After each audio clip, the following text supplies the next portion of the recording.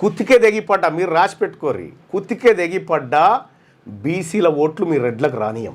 Exactly. మా ఓట్లు మాకి, అరే మీ ఓట్లే వద్దు పోవా, మాకు నీ ఓటే వద్దు పో, నీ ఓటే వద్దు పోవా, పిడికేడు మందిలే నీ ఓటు నాకెందుకు లోట పీసు. మీరు కూడా అదే అనుగురి, మీకు దమ్ముంటే ఈ మాట మీరు అనురు రెడ్లు, మీ ఓటే వద్దు, మా బీసీల ఓట్లకు మా ఎస్సీ ఎస్టీ మైనారిటీల ఓట్లు కలిస్తే ఓ గంగాల నిండిపోతుంది, గంగాల నిండిపోతుంది.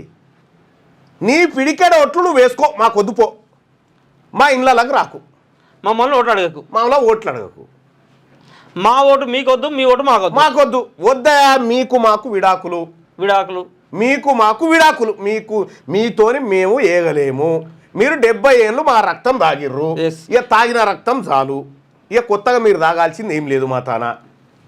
కాబట్టి మీరు మీ ఓట్లు, నేను రెడ్లకు రిక్వెస్ట్ చేస్తా ఉన్నా, దయచేసి మీరు మా వాళ్ళకు ఓట్లు వేయకూరి, బీసీలకు మా ఓట్లు మీరు అడగకూరి, మీ ఓట్లే వద్దని చెప్తుంది.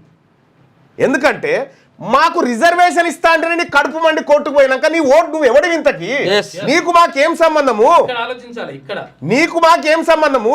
మా ఇద్దరు పిల్లల నిబంధన ఎత్తేయమని చెప్పి బీసీలకు ఎస్సీలకు ఎస్టీలకు మైనార్టీలకు అవకాశాలు పెరుగుతాయంటే నేను ఎత్తేయ బీసీలకు అవకాశాలే లేకుండా చేస్తా అన్న తర్వాత నువ్వు ఎవడివి మాకు. ఈడబ్ల్యూఎస్ కోటా ద్వారా 10% 12% గ్రూప్ 2లో ఇంప్లిమెంట్ చేసినటువంటి 10%ని 12% ఇంప్లిమెంట్ చేసినటువంటి నువ్వు ఎవడివి మా ఉద్యోగాలు ఎత్తుకపోతున్నాడివి, నీకు మాకేం సంబంధము.